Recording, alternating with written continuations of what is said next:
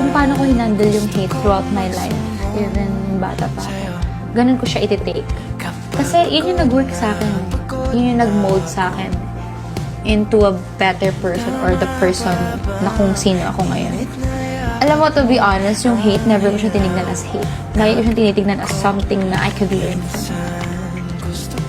Ano lesson sa akin is talaga, kilalanin mo yung sarili mo. Ito dahil lesson mo sa iba.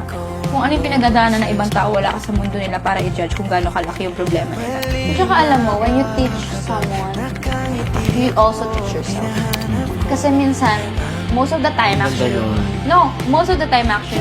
pagka nagbibigay ka ng advice sa ibang tao, nag-pro-project.